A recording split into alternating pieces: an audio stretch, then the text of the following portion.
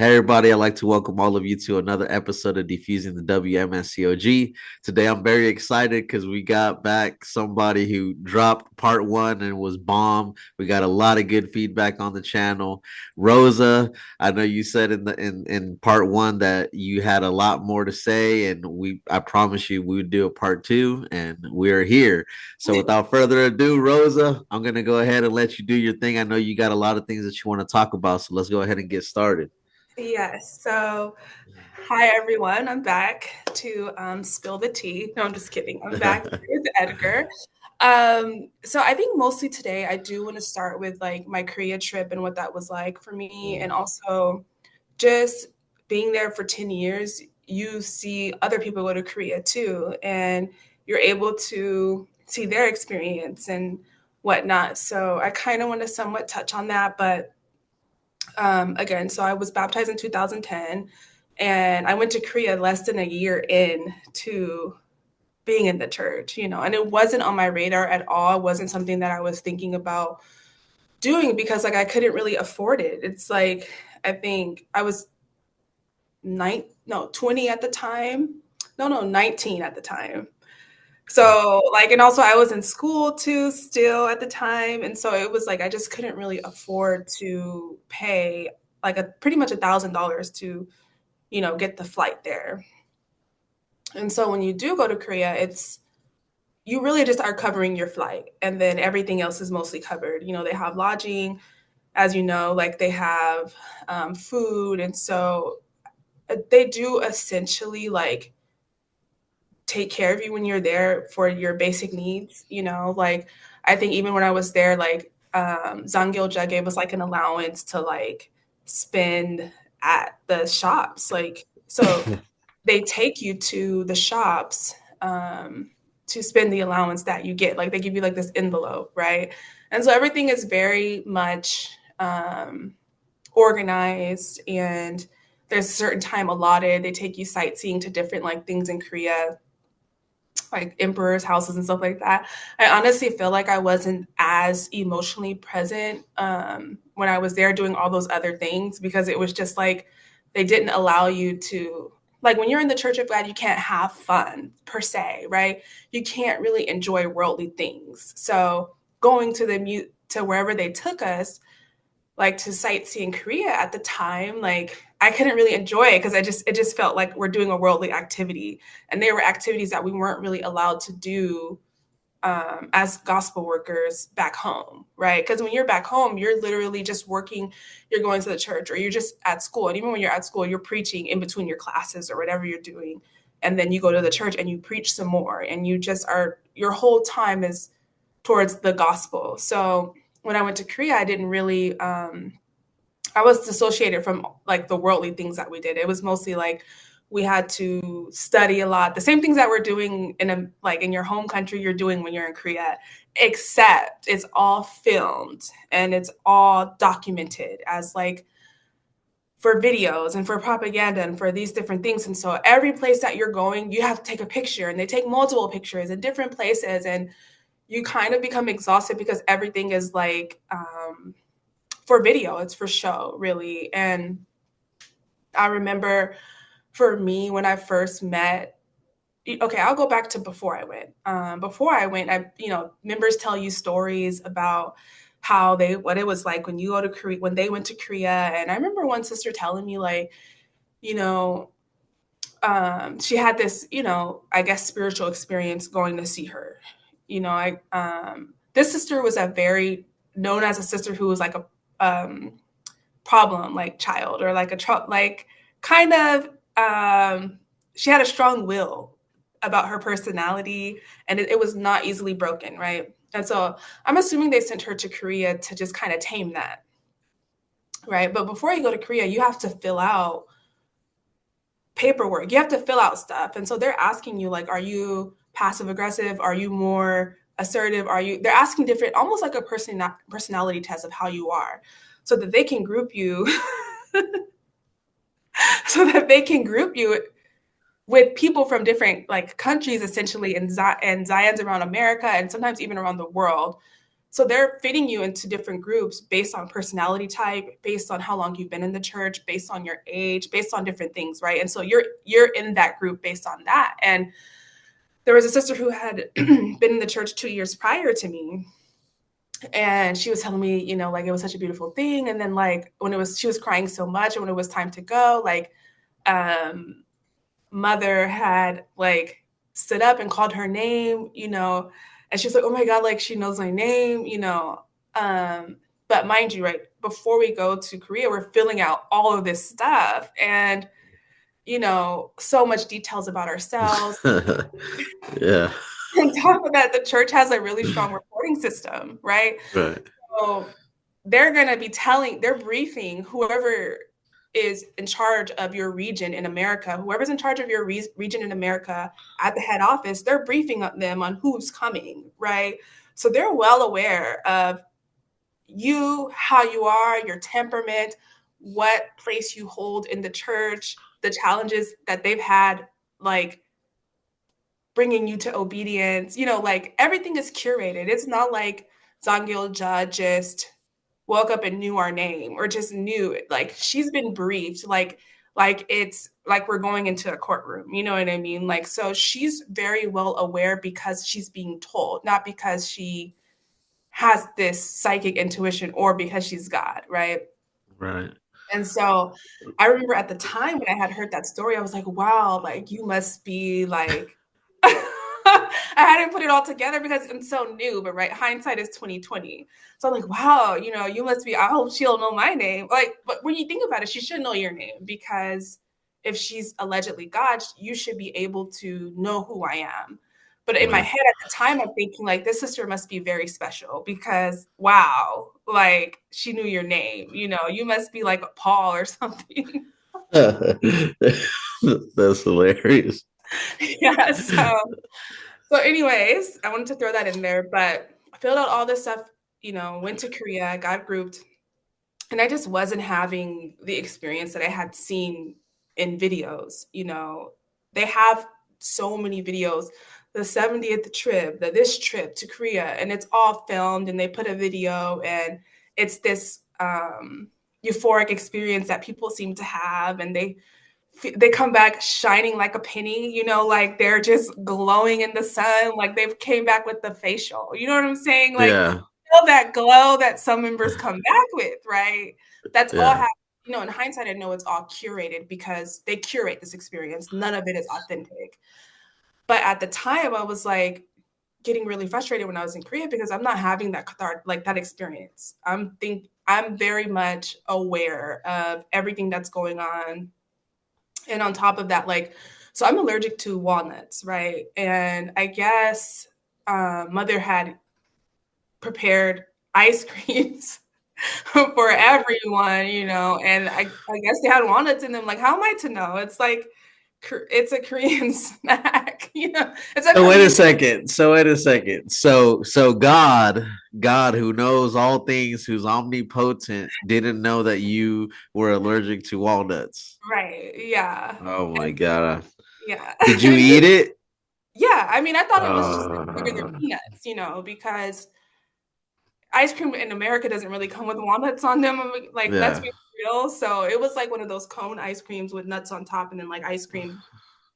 But ours comes with peanuts here in America. So, but theirs, I guess, comes with walnuts. Obviously, that's way more nutritious, but I'm allergic. And so I just ate it because, I'm like, who doesn't want ice cream? And that's one thing Wow. that they don't ask you on the form that you're filling out if you're allergic to something or anything like that, which would be a reasonable question, not all these other things, about your personality type that God should already know, right? Yeah. And so I eat it and I'm having an allergic reaction, and obviously I'm trying to keep quiet about it in a sense because I don't want to cause a scene. But I was not well, and then eventually, like I was like, what? Is there something in this? Like, what's in the ice cream? Because like I could tell, like, and then they were telling me like, oh, and then eventually they got me like medicine. But when I got back from Korea in the Zion, you have to give fragrances about your experience in Korea, right? And I had Yeah. brought that up at the time because my mind is not connecting to like they should know this already, right? Because everything that they give you, they say, Mother got this for you, like Mother's got these for you, like Mother's got this for you. Everything comes from her, right? So if she's God and everything is coming from her, she should know that I can't have this, right? Let's like for real, like let's be for real. If we think of Uh, God in a sense, God is all knowing, God is all of these things, and you're allegedly in the presence, she should have some knowing of those things. yeah. And when I got back, I mentioned that in the fragrance, but not in a negative way. I just mentioned it in a positive way of like, they were helpful, like Oh, so you're saying she gives you like gifts, right? Like yeah, specifically for you. like yeah, snacks, different things that, for it's for everyone, but like yeah. So I got a question. So in let me guess, in that bag, she didn't give you like an EpiPen or anything like that. So she almost poisoned you, but she didn't give you anything to get better. Oh, that sounds like God, all right. Yeah, That's wild to me. yeah, and so when I got back and I did my fragrance and everything, and after I did my fragrance and I did share that, I got rebuked. Like, yeah, I got rebuked, and she was just basically like, "Why would you share that?" Like now people are gonna think like, "How could she know? How could she give you that?" And you're allergic. Now they're gonna be thinking like, "Is she really God? You shouldn't be sharing things like that." And mind you, at the time, I'm not even thinking negatively, right? Because I'm a Yeah. naturally an optimistic person for the most part. Like I try to see the good before I could see like the bad, and I give people the benefit of the doubt. And so when I got rebuked, I was like, oh, like, okay, I can't do that. And mind you, I'm less than a year in the church. Um, so I'm still in this stage of like complete obedience, and I'm still in this stage of like, in a sense, like the honeymoon stage of this is the truth, there's nothing else, and I need to just, so since Sabbath day, Passover, and all these things are right, everything else is right, and I just need to fall in line like a soldier. That's kind of my mindset at the time. And yeah, I was just looking back now, I'm like, okay, I got so rebuked for something that I had literally no control over. Like, she was just like, she kind of tore into me a little bit. And I'm like, now when I'm looking back, I'm like, okay, well, you put this doubt up of, okay, because I wasn't thinking of it like that. Like Yeah. you should know that I'm allergic, but you are. So you as a missionary must know in the back of your mind that that's not going to add up to someone and you're trying to protect it, right? So it's just a constant thing of like covering up. And going back to when I was in Korea, again, I wasn't having that euphoric experience that everybody else was having. And so I started to get frustrated. I'm like, okay, is there something wrong with me? Because I should, I should have tears of like a river flowing, at this point. And it's not, that's not how it was for me. And I had sisters who were in my group, they're like, oh my God, like for every little thing. And I'm just like stoic. I'm naturally a stoic person. Like if you talk to me, I'm bubbly, but when you look at me, I look like stoic, just serious. Yeah. So I'm just, they're all like, oh, and I'm just like, uh, serious face. And so I'm thinking, like, is something wrong with me? Like, is there something I'm not gathering here? Because I'm not feeling it? And then I remember they have like a deaconess assigned to each group if you're a sister. And then they have your leader, which in this case, ours was a male. So they assign a deaconess with you because our whole group was sisters. And so she's kind of like, in a sense, if you think of a classroom, there's the teacher and there's the assistant teacher. So she's kind of like the assistant teacher. And then we had a male leader. And I remember explaining to her, like, I feel very bad because I I actually think that at one point I started to cry because I was so frustrated because I'm like, I'm not feeling this euphoric feeling. And um I told her, I was like, is something wrong with me? Like I told her how I was feeling. And she was basically like, don't complain. That's what she told me. Wow.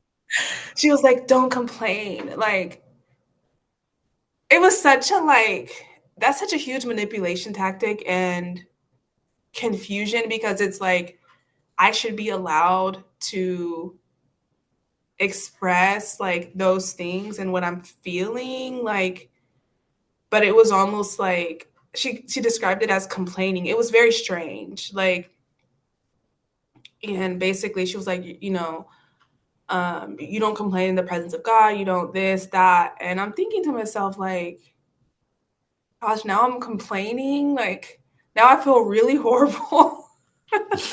Wow. Like, I felt absolutely, terrible because, my intention to go to her was for her to help me understand a bit Right. more, like, to help me to see things differently or to guide me, if you will. And because also, again, I'm only like less than a year in this church. And so I'm trying to understand. I'm not complaining or judging in a sense.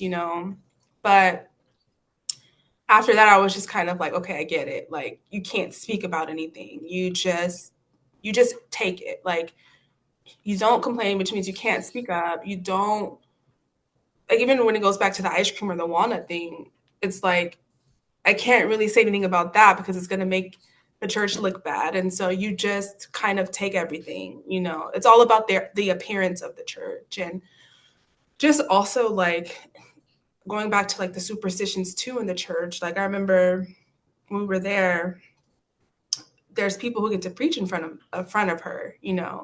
And I remember someone was preaching and then they got up there and then they got a red marker and they were like writing on the board in red. And then she's just like, Zangyo Judge, just like, Oh my God. Really? Over a red marker?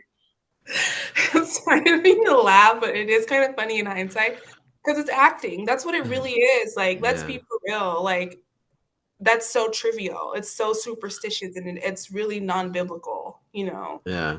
And, it goes, like, Satan's red, right? Even though nobody has seen him, kind of thing. It's the superstition, basically, right? Yeah.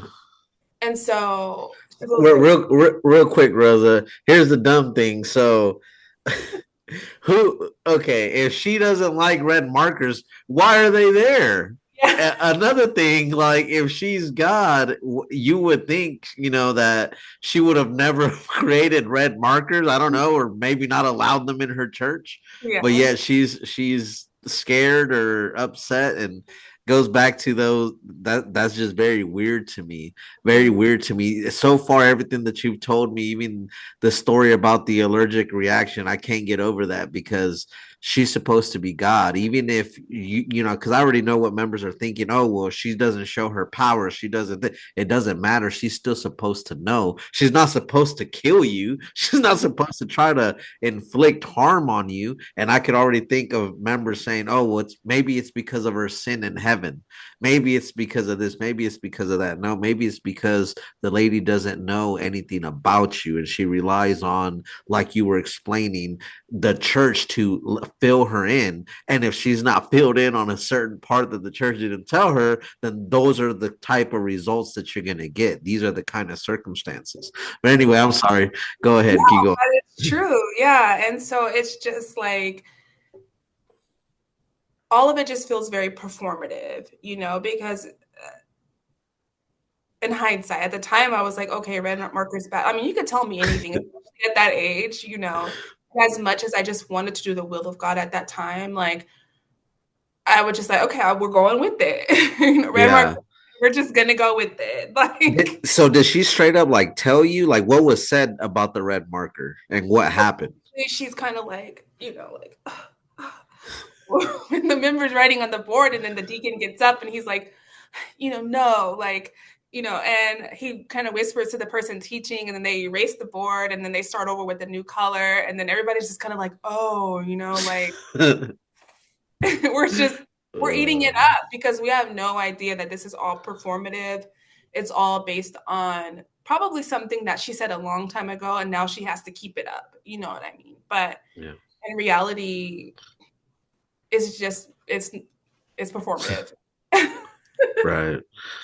Yeah, and so there was lots of instances like that where I'm just kind of like, okay, something's off here, or like I just wasn't getting it. I wasn't feeling it. And but I came back from Korea and eventually I became a gospel worker, and that's yeah, Korea was just it was just very weird. And I think going back to the sister who knew mother called her name, it's again, everybody's being reported on and they want to know who's going to be the next up and coming gospel worker.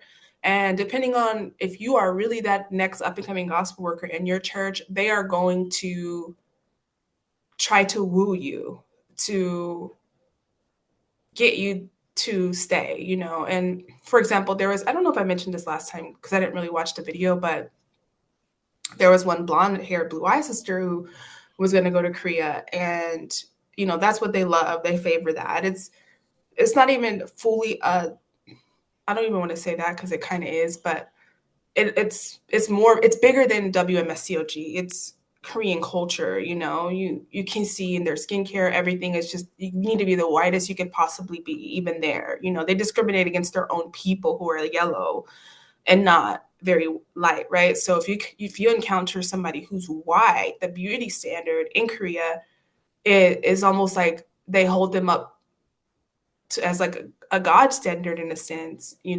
I remember one blonde hair, blue eyed sister, she was not in a relationship or anything like that before she went to Korea, but they give you an education before you go to Korea. And I remember the missionary was telling her, like, don't be surprised if they pull you aside and tell you to get married right then and there.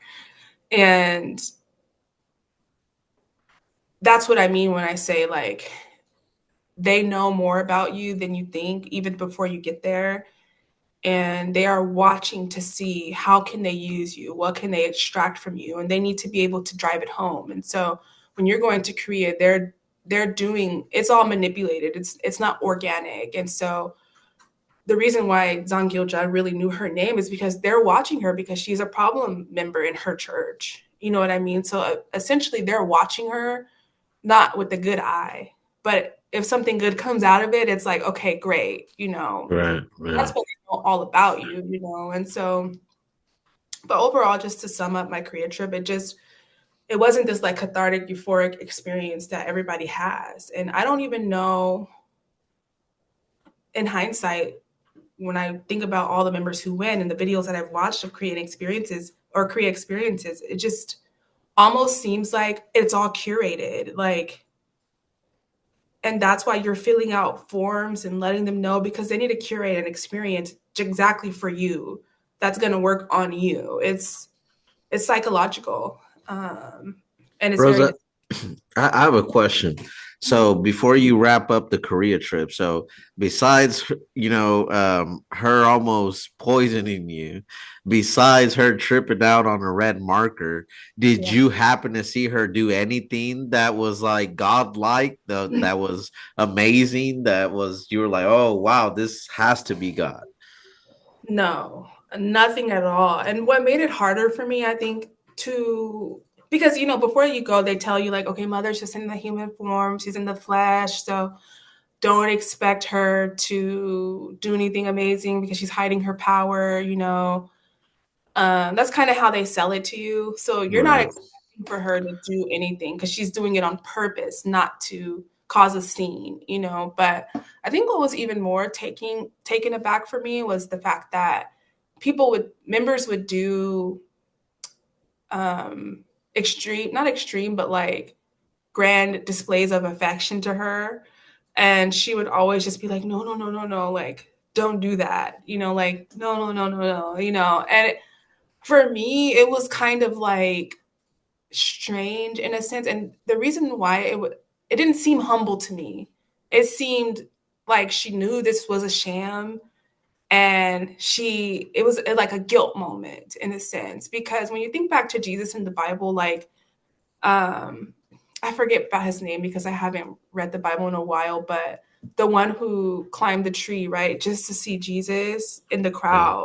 right? Yeah. Or the lady who bled and like just reached out to like touch the hem of his garment, like just to see the Christ. If you're climbing a tree, that's kind of a bit of a grand display, but Jesus didn't say like, no, no, no, no, no, right? No, he's like, come down from this tree, like, and he spoke with him, and he was he was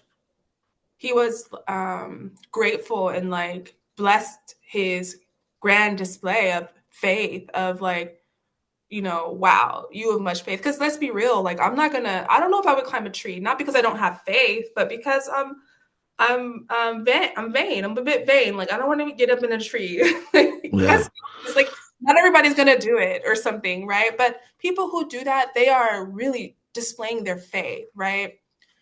And so, for example, in the Korea, like members would like bow down to the floor. You know what I mean? Or like they would stand up in the middle of lunch and like say something like enjoy or whatever. And even when the members like would like bow down or like when they met her, they would just be like, on their knee or whatever. She's just kind of like, no, no, no, no, no, no, no. Not like it wasn't in a way of like gratitude or honor. It was in a way of like, no, no, no, don't do that for me. Like I'm just a man.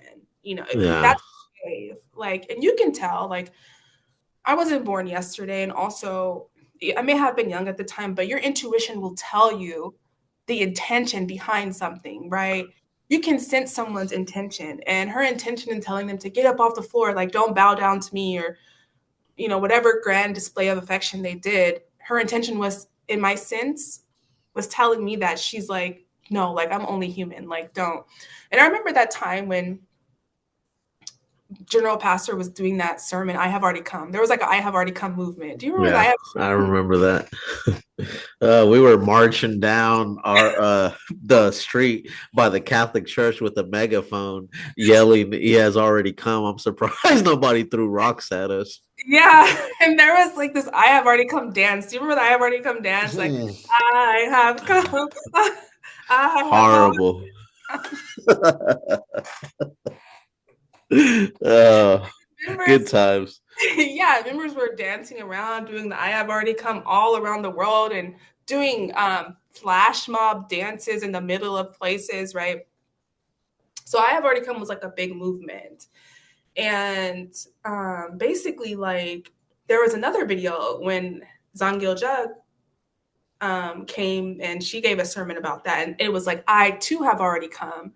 Do you remember that? Yes. Yeah. Yes, right.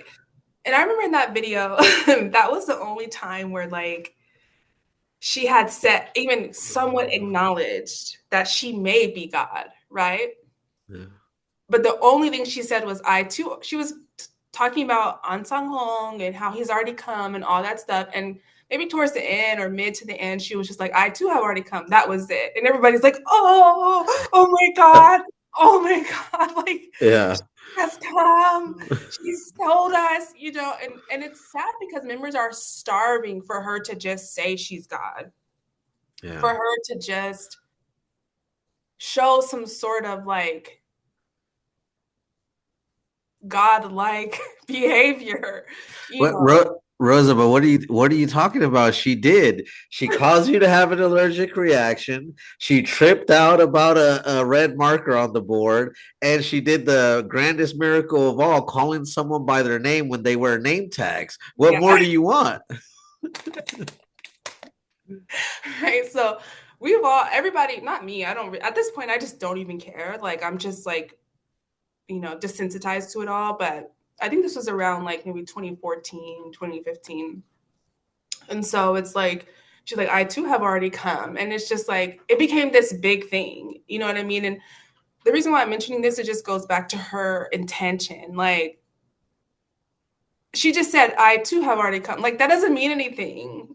She's beating Right. around the bush. Like she's just feeding your desire for her to be God, even though she knows that she's not, right?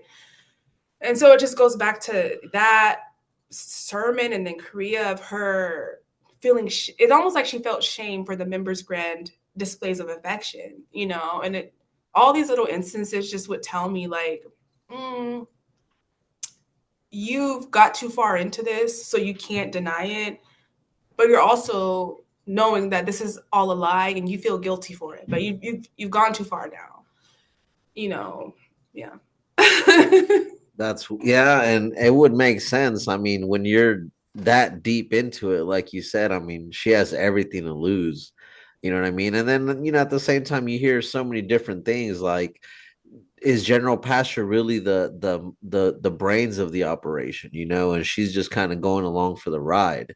I've heard a lot of information from Korea. I don't know, I think it's a obviously I think it's a like a family business, you know what I mean, that they got going on. There's a lot of allegations of that over there. I know that they've got a lot of like land under different aliases, over there. But I mean, yeah, who knows what really goes on in her mind, honestly. Yeah, and I think, yeah, I'll just leave it at that. Well, Yeah. so I know there's some other things that you wanted to mention besides the Korea trip.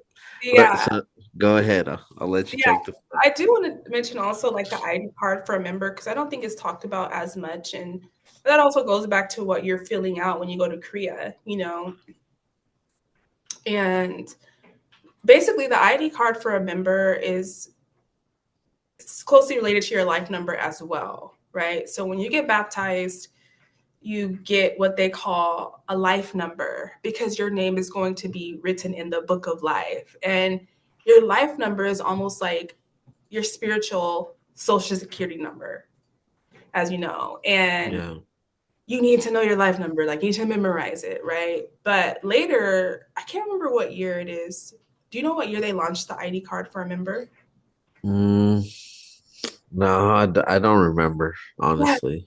sure. But eventually, the ID card for a member became a thing. And what that is basically, the Church of God has a website, and not anybody can join the website. You have to be a member. You have to have a life number to join the website, which is already a red flag because it should Yeah. be, if people want to know the truth, everybody should be able to, right? It shouldn't be guarded or gate kept. But once you get your life number, eventually you get your online login. And then once you get your online login, you're able to fill out your ID card for a member, which is basically they're asking you for so much information about you, right? Which is very odd. They're asking you your social security number, your home address.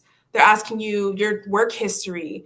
They're asking you if you have any illnesses, ongoing illnesses. They're asking you, um, what else are they asking? They're asking so many things that, a church shouldn't know about. Like they shouldn't know, oh, if you have any debt, right? They're asking you if you have any debt and how much debt you have, right? Yeah.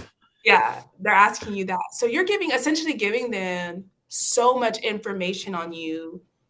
And because you are already so devoted to what they're telling you, you give it up freely. Obviously, not everyone, not people who aren't considered gospel workers. Gospel workers are people who like tithe, they keep all the feasts, they keep the worship services, like, and they preach. These are gospel workers essentially. You may or may Yeah. not have a title, you may or may not have a position, but if you're doing all those things, you are leading up to a title or position or something of the sort, right? So when I say gospel workers, those are those people. Anybody who's a gospel work in the church and they're devoting their life, to the church, they're going to be filling out this ID card for a member.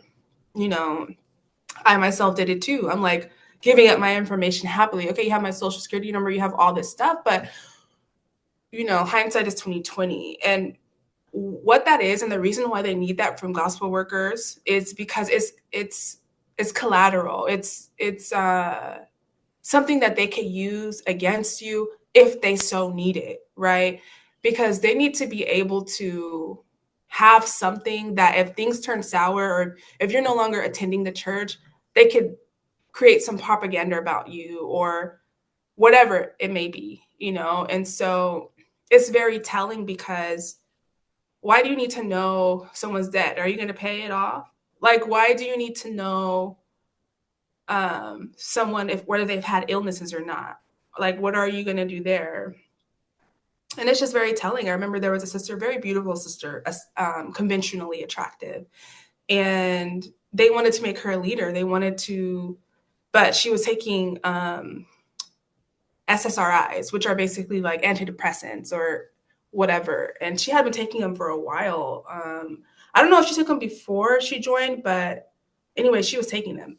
No shame to her because you do what you have to do, right? Like, not everybody was given the same cards to play, right? And so they wouldn't let her become a leader because she was on antidepressants. But they really wanted her to be because they love white members. Um, and I'm not going to describe her entirety, but that was her ethnicity essentially, in a sense. Um, they want you to be the face, and they wouldn't let her become a leader. They wouldn't allow her certain blessings for a very long time because of that, which is also hard for members because they tell your blessings and how much duties you're giving and how much free labor you're giving to the church is directly related to your rank in heaven, right? So if you're what you're essentially telling her is that because she's on antidepressants or whatever, however God made her, right? What you're essentially telling her is that she's doesn't deserve certain blessings because of it. And I think that's another reason why they keep track of members' health issues, um, because not only are they just trying to keep a tab on you, but also it dictates how much blessings you get, which really it makes you question, like, what is it all about? Like, what is the point? It's all the same. Everything's about appearances and saving face. Yeah. You know, one thing I just want to say, Rose, is like I had never thought about it like how you just explained that. That is a lot of information that you're giving an organization about yourself.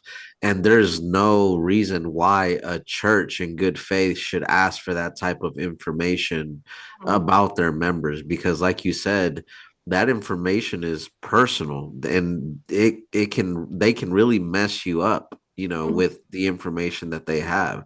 I wonder if that's even like legal, honestly, like for them to be asking for that type of information like that.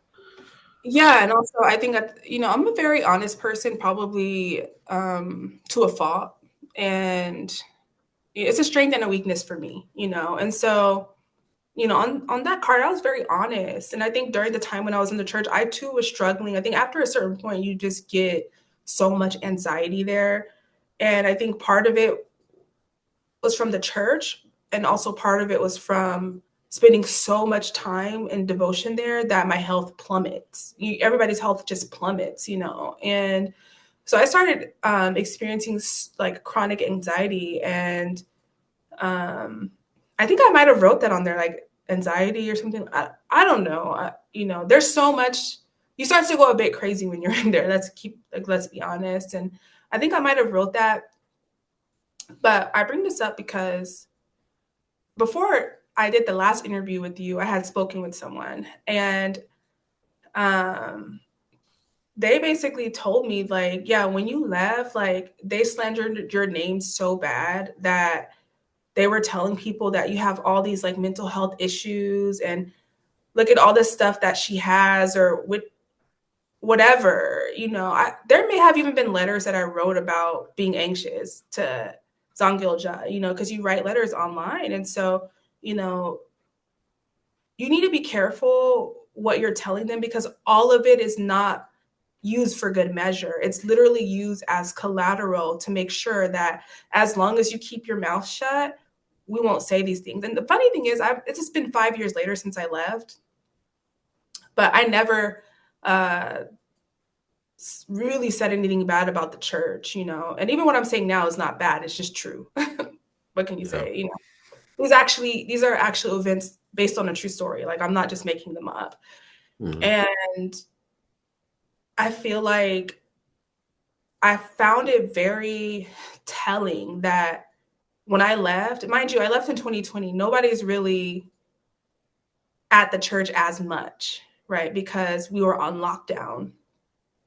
but they still found ways to hold meetings, be it virtual or in the church, when because during 2020 people were leaving left and right. I think Great Light Studios was really blowing up because people were sharing their stories and everybody had it, And I remember when Heather left, I mentioned this in the last video, they held a whole meeting and I didn't go because at the time I was already thinking like, oh, I'm so over this. Like, and my brother had gotten to an accident at the time and I just didn't have the energy to like have all that negative energy. But they held a whole meeting, like saying all these things about her. And I mentioned a little bit of that in the last video, but I never thought that that would happen to me because my ex-husband was still in the church. But no, they still found a way to say all these negative things about me. And mind you, these are members that, I gave rights to you. I would cook for you. I would do your hair. Like, and not because I'm special, but I genuinely care. Like, I care about you just like a human, as a human, not for what you do, not for what you can give me, not for how many fruit you bore. Because I think, wow, you're so awesome. You're interesting. Like, I want to be your friend in a sense, as a sister. And yeah, they slandered my name, and it just made me think like ID card for a member, or these letters to Zangilja that you're writing, they are collecting this information in the moment you as a gospel worker leaves, they are ready to slander you, even though you say nothing about the church. Yeah. So I was thinking, so when you mentioned that they could possibly use this against people, I was just like, yeah, that makes 100% sense, but obviously members are going to say, no way, no how. But then even you mentioning afterwards, like they literally used it against you. Mm-hmm. They literally started airing out, what the issues that you were going through, personal stuff. Mm-hmm. What if this is God's true church? Why do something like that? Yeah.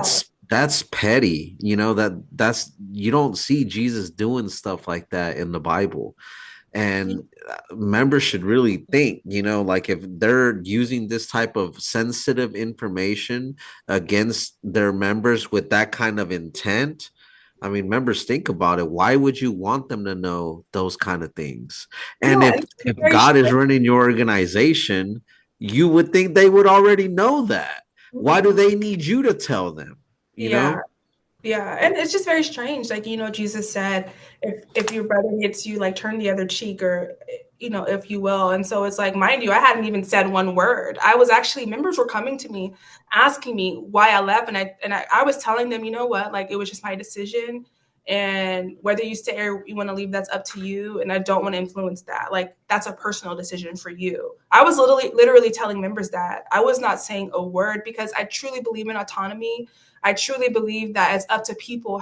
Everybody's path is different. And as much as the experience took a lot of years from my life, I do think it was for a reason that I was there. And I do think everybody has their own path. And who am I? Like, I'm not God. I'm not going to sit here and do exactly what the Church of God does and tries to play God and tries to tell you exactly what you should do, what you shouldn't do. Like, that is not my place in this life. And it's just, members were telling me, why'd you laugh? Like they told me not to talk to you, but they wouldn't tell me why. Like there were members telling me that who were currently in the church at the time. And I was just like, I couldn't really say anything because like I said, I wanted them to make their own decision, but they use all of these things that you're telling them against you. And if I were to do the same thing, because, I was there for 10 years. I've seen a lot of things that members had, you know, I know a lot about certain members' diagnoses. I know a lot about a lot of things. And mind you, I didn't even have any diagnoses then. Once I left, I got diagnosed with PTSD because, I mean, look what I went through. But I know a lot of things, just from word of what they were telling me. And I would never. And you know what? Like, that's a HIPAA violation. Healthcare organizations can get fined for giving out protected health information. Not that WMS is a healthcare organization, but I'm just telling the gravity of the situation. Like, and to think that you are supposed to be God, but you're going against the Bible by behaving that way. you not only did you if I did not only did I not say anything about you so you could turn the other cheek, but you're going ahead of it to to put me down as a human, as a person, even though I've given you thousands of dollars, years of free labor, years of my time. On top of that, my womb, because you guys are against having children. Like, let's be real. Like, so I did want to bring up ID card for a member. Just any members who are watching this, whether you stay or you go, like, be careful what you share, because it's not with goodwill. It's not coming from a loving place. It's coming from a judgmental place. They are keeping a watch on you. That's what they're doing. And yeah, that's what I want to say about that. Wow. That's just that's a lot to take in because it's just bringing back flashbacks of what I wrote on that. It makes me think like what information did I Our put social on security that number, sheet? they probably still Yeah. have a file on us. They could do anything. They could, I don't want to think about all the things that they could do, but it's wrong. They could sell Yeah. it to someone. Like, Yeah. they cannot be trusted if they're willing to say things that aren't even true about you. You Yeah. know, yeah. Yeah, it's definitely wild looking back at it now, and once you have years to actually sit back and realize everything that you went through in that place, it's just surreal to really think that for a minute we thought that that was actually ran by God, that God was interested in those kind of things. I mean, I can't think of, an instance in the Bible where Jesus like, "Hey, Peter, before you follow me, do you happen to be diabetic? Can I get your social real quick? Like what about like that doesn't make any sense. Like, what do you need that stuff for? You know what I mean? Like, it's just very weird, very weird. Like this place is really ran like an organization. See, the more that I think about it, like that's what you somewhat expect when you go try to apply for a job and you're filling out an application. You know what I mean? Like a Ask for your social security number, right? Unless yeah, you're filling out your W-2, which by then you're hired and you're getting paid, like, yeah. yeah, yeah. It's And so wild. yeah, and also just speaking of, gosh, you just said something and I forgot. I was gonna go. Oh, I also wanted to talk about like the marriages, Mm, in the church. And I think I did mention like the lavender marriages. And basically, like a lavender marriage is basically when gay two people who identify as gay from the opposite sex are married for face value. Like, they're not living their sexuality publicly because of, it could be shame, it could be work, it could be whatever, but they're married to each other, but they have lives outside of that fit their sexuality, so to speak. That's a lavender marriage, basically. And so I'm not saying that. What I will say is that I've known people in the church who were gay before joining, um, would then eventually, study so much to have their sexuality changed. wow. and and married to, like, they would marry a formerly gay man to a formerly gay woman, and that's who's marrying together, right? Do I have? I don't really have, like, I love gay people. I love the gays, especially gay men, just because they're fun. They're fun to be around. Yeah. But what I will say is, like, there are some gay men who are, more feminine as opposed to the average male that you see. And, you can kind of tell that they're gay, and anybody could tell, And so you're kind of questioning, like, why are you, and they've also said that they were gay, like, before they joined. It's not like I'm just making this up. And they're marrying them just to, like, for appearances. Again, everything goes back to appearances. Everything goes back to very performative. And it's very sad because these are one of the type of marriages arranged marriages in the Church of God. Of it's just sad, like you don't take away someone's autonomy, like whether you believe in their lifestyle or not. Like you are not God. It's not up to you to make somebody who's a circle fit into a triangle. Like it's not up to you, and there should be no judgment. So that's just my personal opinion. And I do know that one of the missionaries, a female missionary, like one of her she also got married to, in a sense, lavender marriage. I mean, she herself is not identify as gay, as far as I know, or as a lesbian, but from what I understand, her husband does. And the family, because I had started this Instagram or whatever, the family had reached out, to kind of say like what's going on, because he's always been, gay. And I had seen that brother around in the church, and he's a decent looking brother. um Very clean cut, very dressed as well, but I had always felt like something's a bit different, Yeah. and I just, they're living in a sad situation, it's full of judgment and fear, and it's just sad. I remember too, there was a brother who was studying, and I had heard, because I was becoming a leader at that time, he had wrote a letter to a brother confessing his love. Bless him. Um, That's crazy. and they kicked him out. I didn't see him again. Yeah, I can imagine.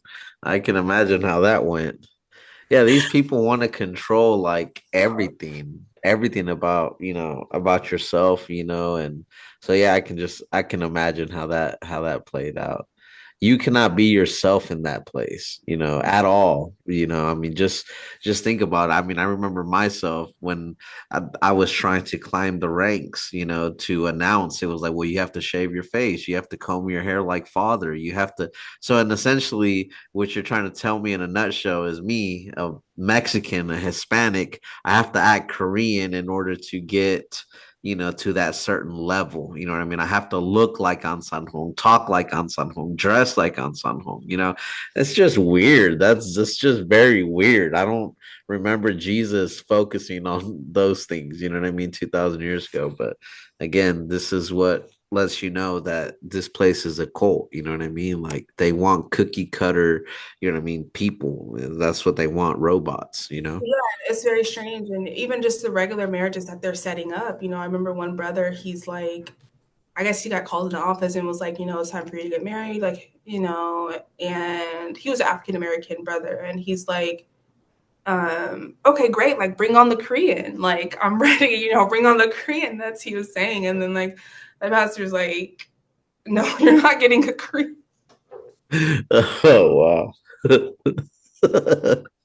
uh, Bless his heart. But it's just like, it's all a mind trap. It's just like, it's so confusing when you think about it. And that same brother, I remember they finally set him up with someone, and I remember he was like, I guess the sister had told the story to like the sisters, and he was like, I guess it was the day before the wedding or close to the wedding, and he was just kind of like, well, I don't have a bed, like I'm sorry, like I didn't get a bed, like I'll sleep on the floor or something like that. And she was just kind of like, we could share a bed.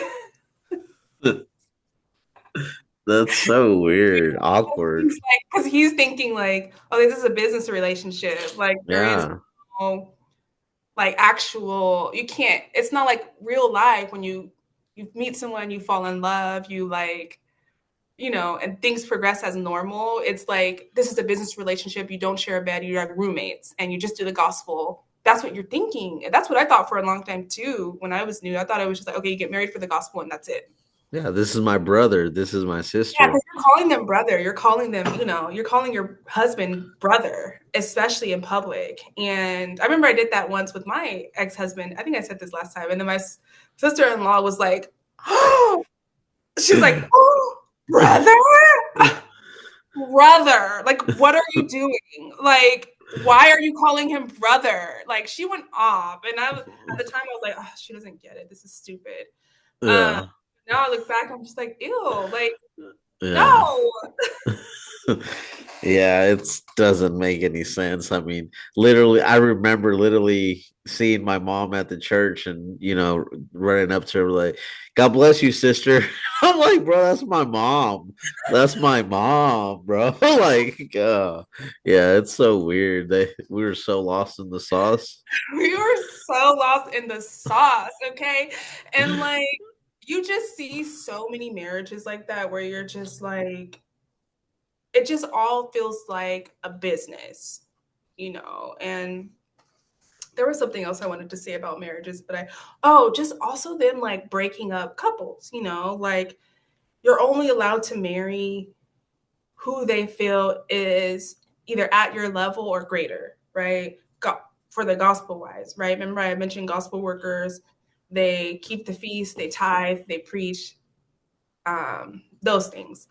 And, or if they don't see, if, like, for example, there was a white brother who had a Hispanic girlfriend, right? White is like the best, they want the white brothers to be married to the Koreans ultimately. And they came in as boyfriend and girlfriend, and the Hispanic sister was a dark skinned Hispanic. I mean, I think she was the same complexion as me.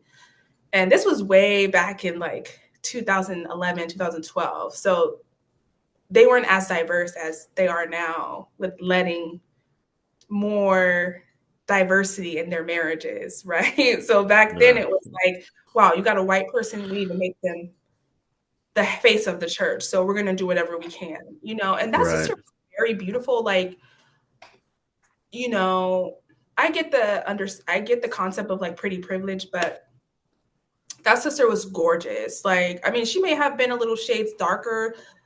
She wasn't a light skinned Hispanic at all, but like she was freaking gorgeous. And they broke them up. They like isolated her, put so much shame on her, like, and then they eventually married him to a Korean. And mind you, that brother is a good brother. Like, I'm not judging his relationship at all. And the sister that he's married to, like, I love her down. Like, I do. But wrong is wrong. Right. Yeah. Call a spade a spade. I mean, Yeah, like, truth is truth. yeah, I've seen them marry another sister to another. I mean, break up another couple and marry that brother to a Korean, from Korea, and have his ex train that Korean on Spanish. I mean, on English. So mind you, she's having to see her ex be married to a Korean, and she's thinking, this is the mother's will. But and then on top of that, you're gonna have her be the shadow for this girl. Like, Yeah. That's wrong on there's so many levels. it's bad. It's bad. But just those are just a couple of examples. Like, the marriages in the Church of God, they're all for show. They're all a sham. Those who are in love marriages, God bless them because it's rare. Let's be Mm, honest, to have a love marriage in the Church of God. And I'm not saying arranged marriages are bad. Actually, I do think they work, but these aren't regular arranged marriages. These are control. These are you marry you with no history. Like, real arranged marriages in, like, cultures that do it, like India, there's a whole resume, right? You're meeting the family. You guys are discussing to see, okay, they're a good fit. Would they be a good fit? Like, this is their education. This is their personality. Are they a match, right? There's so much that goes into it. However, in the Church of God, it's not like that. It's like you and you is all face value. They're not considering it. I remember one time a missionary told the pastor, like, you're marrying them too young.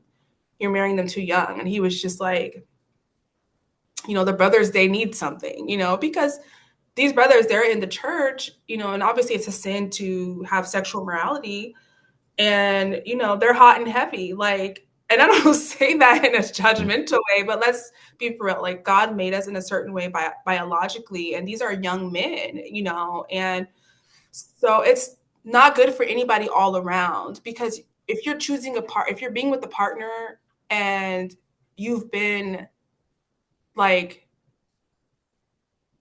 stressing to be with someone, you're not it's not coming from a grounded place. And once that desire goes away, then you're left with someone that you may not have essentially a good partnership with because everything has been rushed.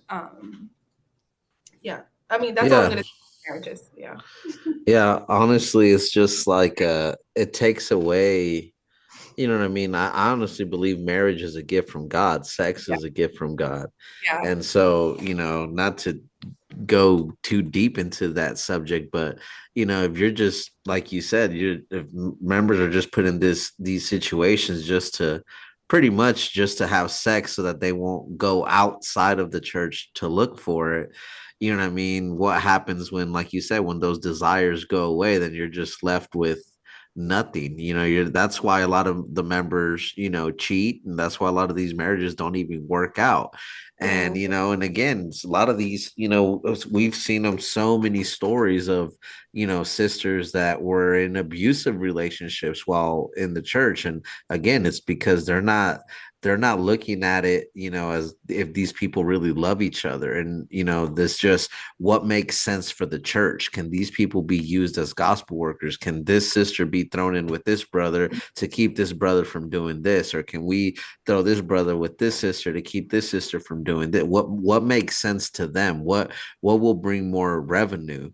And the biblical definition of what marriage is you're supposed to love one another. You know what I mean? And so when there's no love in the marriage, then what is really the point? And to people that say, well, no, you have to, it's like you said, it's like a business mindset to the WMSCOG. But then in the same breath, they say that everything they do there is biblical.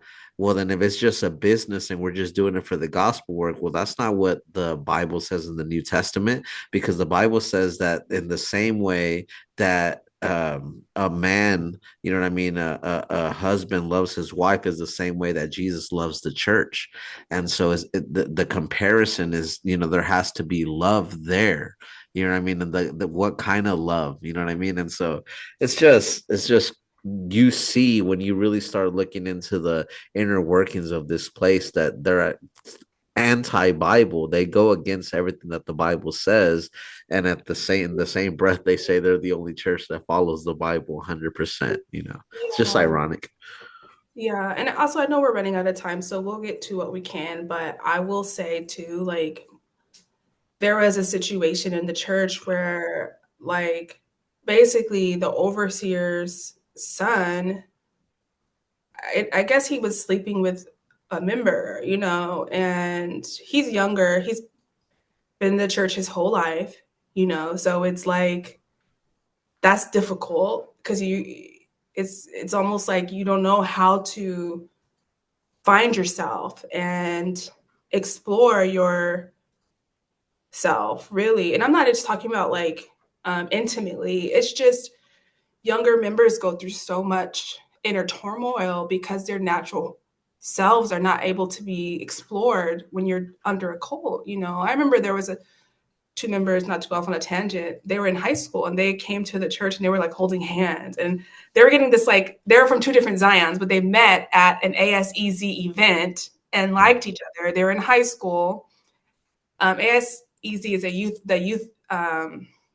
the youth mission, right? You can see the shirt in the background, but Yeah, yeah, they liked each other, and so they were high school members, and they had sang in the choir or something like that at the ASEZ event, and so they met up at the Zion that we are to like hang out with each other. They're holding hands, and by then I'm just kind of like, let people live. Like I didn't care. yeah, And I remember they were getting these glaring looks at the leaders, like, oh my God, like, and I remember I like went to my head and I was like, at least they're here. Like, at least they're yeah, here hanging out and getting to know each other. Like, they could be anywhere going off on their own. Like, let them be. Like, yeah, they literally believe the same thing. Like, this is the best case scenario, trust me. Like, Yeah, yeah, for teenagers, right?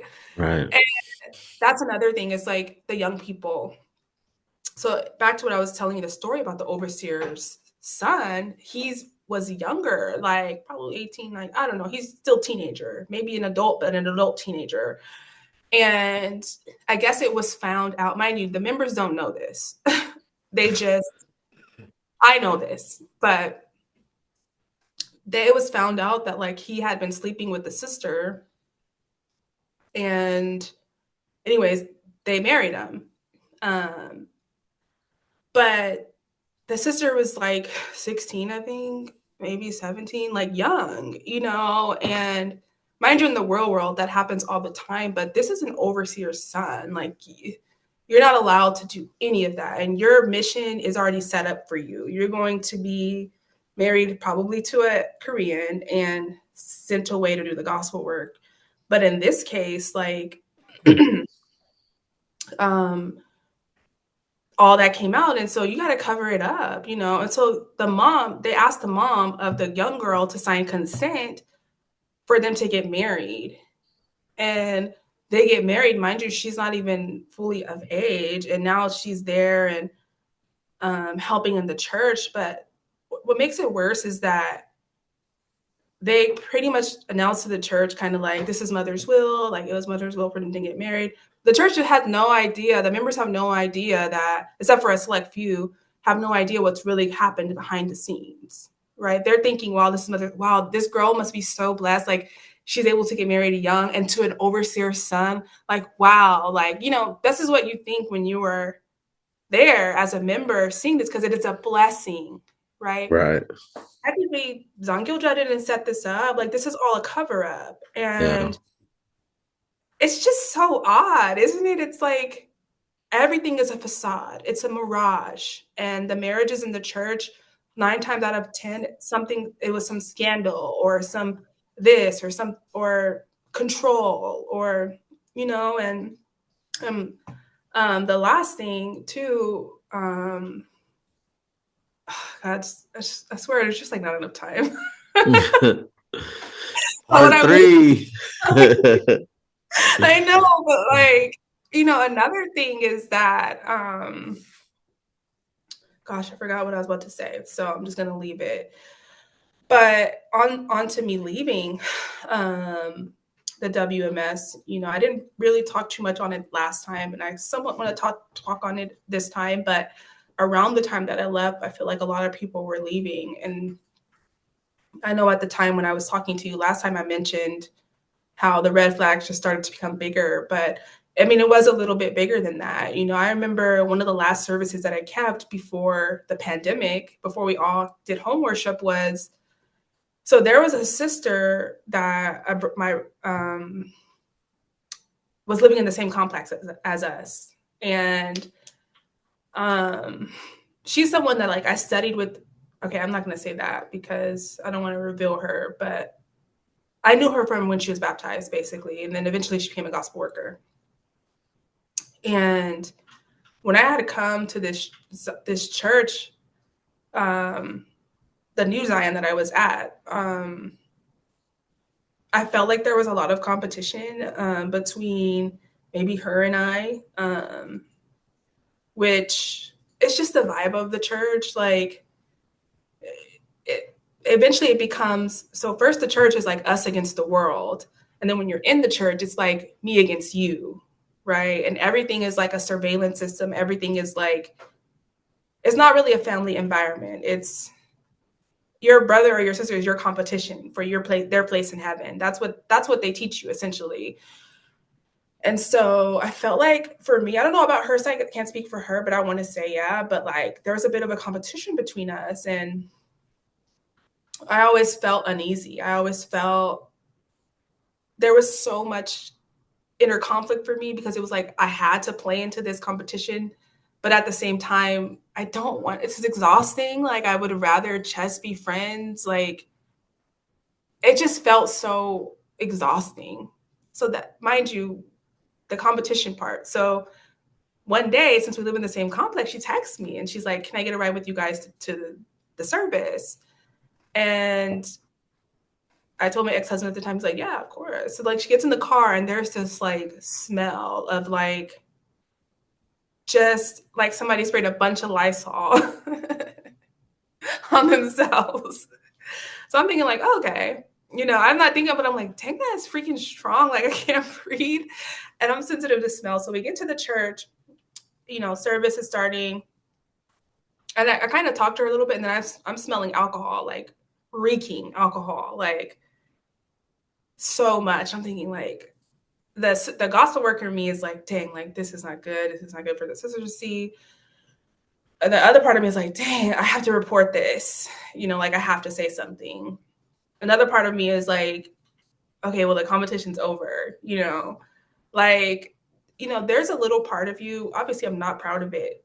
When you're a gospel worker, that sometimes you are willing to just like let sometimes you are willing to you buy into the competition. I'll say that. And so I'm Yeah. thinking like also part of me that's like, okay, the competition's over. Like, you know. And we get to the church. I didn't say anything. I'm going back with myself, like, dang, like, oh, she's drunk. Like, do I say something? Like, do I not? Like, and so, but we get into the service, and the missionary asks her to read during the service, and she does, and it's clear as day that like something's off. And then also during the service, she's talking like, yeah, like commentary, like that's not normally like her. Yeah. And so I'm just like, oh my God, I have to say something because she rode with me. I have duties to do after the service. So I have to go, and like also I need to snatch her up out of here because I don't want anybody to see her like this, like how embarrassing.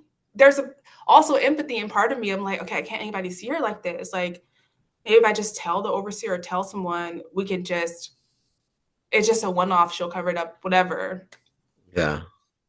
So I end up telling someone, and then I take her. I take her home, and I was so. I still get emotional to think about it, but I was just so like sad to see her like that because this sister is brilliant, and I'm not talking in a way of like she could preach sermons, and she could jump hoops. Like I'm not talking about that. Just she's the way that her mind worked is just very brilliant. Like just everyday life, she was just very tech savvy, very like on her stuff. So her doing this was it just way out of character for her because she's normally on her P's and Q's. And so I'm thinking like, oh my God, like I started to feel like, dang, like nobody came after that to see her. It's not like some, real family members, they're gonna hop in the car with you. I'm coming with you. Like, we're gonna go to the coffee shop, we're gonna go sit down, like, we're gonna take care of you. Nobody did that. It was Yeah. just like, oh, how dare you type of thing. And not right in that moment, but basically, this is the feedback. So I go home and I'm like, she goes to her place, and then I'm like, no, I can't just be here. Like, so I made a coffee, and then I invited her over, and she was still drunk, but I was talking to her, and I was trying to like speak life to her, tell her like, how great you are, and like I think I also apologized to her. We may have apologized to each other um, for the like unspoken competition that we felt like was going on. But I felt so much grief, like after that moment, I was like, I was so self-aware now. Like when you're in the church at first, you kind of turn off your moral compass. You turn off everything. You turn off your empathy. Just everything is turned off when it comes to the gospel, right? Like you can't gossip, but you can gossip if it's for the gospel type of thing. But all that was going out the window for me. Like I was like, this is not who I am. I'm not okay with this. Like I'm not okay. Like look how much pain she's in. No one knew, no one caught it. Like, it just was all around bad. Yeah. Shortly after that, I we we had lockdown, and I was starting to really check out because I'm just like, I cannot be evil to this person who is clearly so lonely and so like she can't go to anyone but alcohol at this point because you guys would judge. Like, it was a nightmare. And so I ended up, that coupled with other things like Heather and me having to lie to members, and that brought me so much sorrow. And there ended up being another couple who left who were pastoral staff in the church. And the overseer made it seem like they left because they went to take care of a sick family member. And they left so abruptly. They wrote a letter. He read the letter to the leaders. And the letter didn't say, like, God bless you. It was like, I'll see you again sometime. It just sounded very like, oh, they left. Yeah, yeah.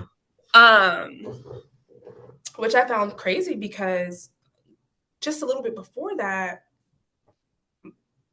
Zangyoja had created an event in New York for all the pastoral staff, and so many people around the U.S. were going to this event in New York for the pastoral staff. When the pastoral staff came back, they gave fragrances, and they were like, "Oh, Mother loves you." Basically, they were summing it up as like, "She loves you, and we're all going to go to heaven." Blah blah blah. Which I later found out from another pastoral staff that the tone of the event was basically, you guys are the only ones who are making it to heaven, like, at this point, because you are like the leaders, like, basically talking down upon everybody else who are not pastoral staff. That was the tone of the event. But they came back acting like, oh, Mother says she loves you, like all this stuff, including the couple that left. So I'm putting all this together, and then they leave, and I'm like, you guys need to stop lying. Like, it's all going to be found out. Like, just stop lying. And so they left. The girl got drunk and was at the service. The sister got drunk and was at the service. And then I remember too, like, there was a vacation that they allowed. Were you still in the church when they had the vacation? Like, everybody could take a vacation for 2 weeks. You might have been Mm. out. It was in 2019, maybe. Oh no, I left in 2021, but Oh, I don't remember hearing about that.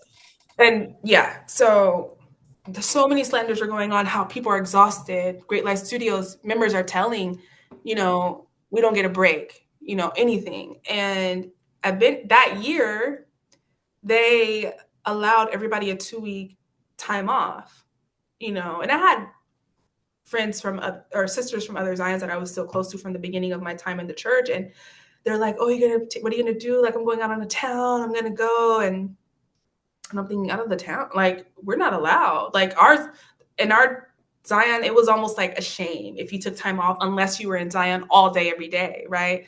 So there are members who had limited jobs, or like pastoral staff who were in Zion all day, but us who work, we're not there all day. It was like, you don't deserve to.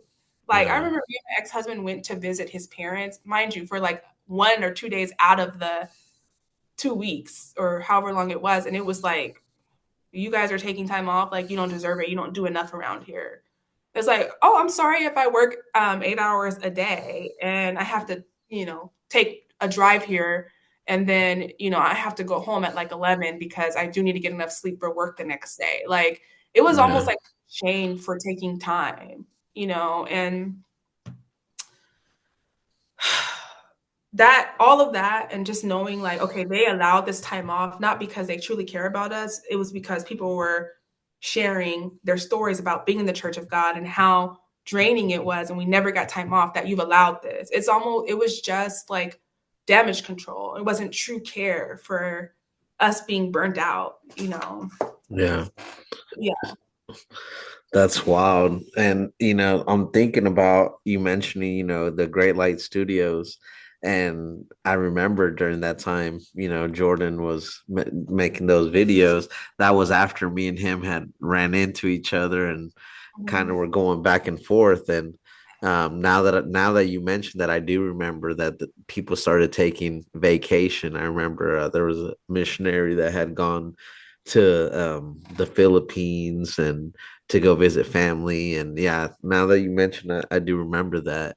But isn't it telling that you have to wait until something like that happens for people to be able to get to go see their family? Like, that's Yeah. wild to me. And the pastoral staff, they've always had vacation. Like every year since I've been in the truth, they've been given a certain time for vacation, the pastoral staff, because they're pastoral staff. They're working allegedly forever, like 24 hours for the church. But, we're working more than 24 hours for the church because we're the ones bringing the money in from our full time jobs, and after our jobs, we're doing more labor for the church. Like, we don't even have time to go on dates with our spouses. Like, we're giving it all that we have, and the fact that you think that we're not deserving because we're just not pastoral staff, or we're not, our face is not in the actual church for 24 hours, like, it's a shame, and also I I also want to clear something up. I know in my last video, and nobody said anything about this to me, but I just want to say it. I know I talked a lot about the racism and like how Black people are treated, but I'm not saying that other races aren't being treated poorly either. Like, even the white members who are paraded in front of the church, like, heavy is the head that wears the crown. Like, their life is no easier. They are held to this unreasonable standard. There was this one sister who always had to dye her hair blonde, like, to look whiter, because it was more favorable. And after that, all these other sisters were dyeing their hair blonde. Wow. Mind you, she was a natural brunette, and so that's a Yeah. lot of work, first of all, and money. But, she was, and also her being very conventionally attractive as a white person, like, they're expecting more from you. It's like she eventually got married to a Korean and like had to go here, there, and everywhere. But like, they expected so much from her. And I had heard that they had paid off her school loans, the church.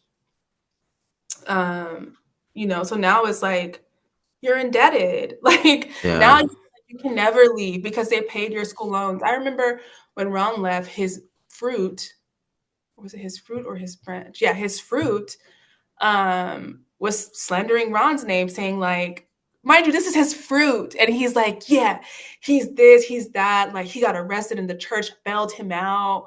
Like, he's the, like, so the church, you know, they're using our tithe dollars to manipulate further, and I feel for the white members who have invested a lot. They've forsaken their family.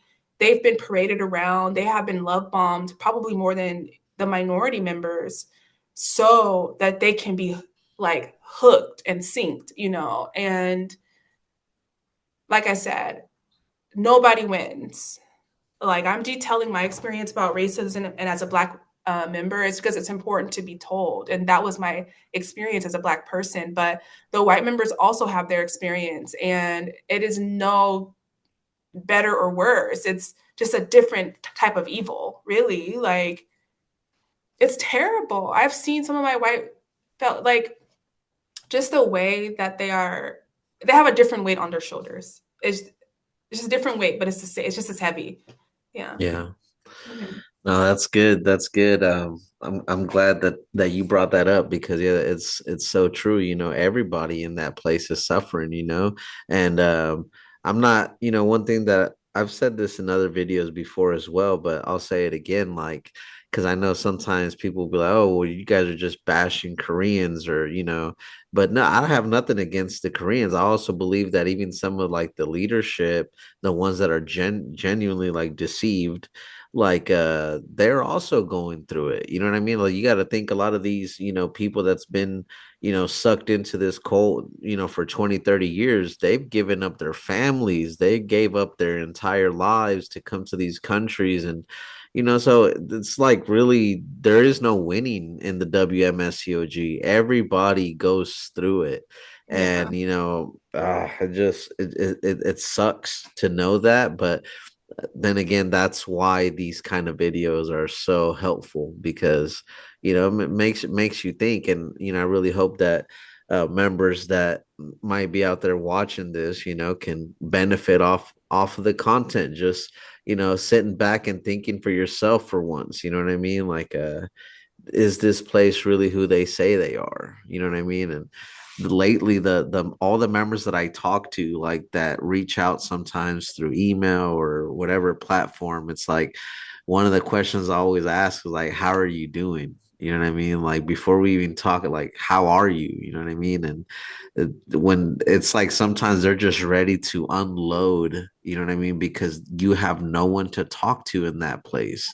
You know what I mean? Like if you're going through anything, you can't bring that up because you're looked at as you have weak faith. 144,000, there are, children of laughter. You can't say you have this, you can't have anxiety, depression, you can't be going through any of that stuff. You're 144,000. You need to, smile and just push through. And that creates a very bad environment, mentally, for people. And like you said, even health wise, like people's health deteriorate in places like that. So, Rose, I just want to thank you for doing this. Is there anything else that you want to mention? Um, maybe another time. Like, it wasn't my plan to like come on here so many times, but like, there's so much that needs to be said, and but ultimately, just like I want to say to the members, I guess, who are still there, who watched this video and with a negative um, mind towards it or whatever, like, my intention in sharing this is not really to shame anyone. Like, I do feel like, as weird as this sounds, but I needed to go through that experience. It just made me an all around better person. Like, I do feel, I mean, I still have my judgmental days. Like, I do judge people who have malicious intent or who hurt children. I'm going to judge you forever and ever. But aside from that, I'm a less judgmental person. Like, I understand people's different paths and it has nothing to do with me. And I learned how to cook better, when I was there. Um, and I know how to, me being a shy person, I know I don't seem shy on here, but in real life, I'm pretty shy. Me being a shy person and an introverted person, I could talk to anyone. Like, I could literally talk to anyone. I could relate to anyone. I can understand their viewpoint. I could, all because I went through this experience. And uh, it may seem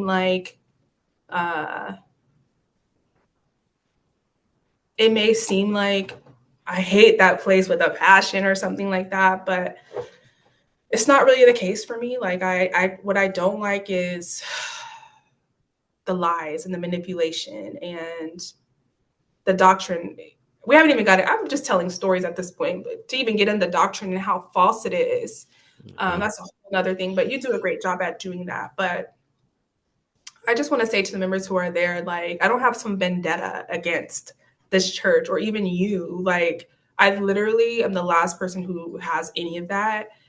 But um, you know what? This famous quote from like Cat Williams is basically like, you can't allow liars to rewrite history. You know what I mean? Like, you just cannot. Like, let's be real. Like, the truth must be told. And this is facts, and maybe next time we can get into a little bit more, like, just thinking about the Moonies and how it has been telling. I don't want to like, it's about the CIA and how that was planted by them. And sorry, there's so That's much. crazy.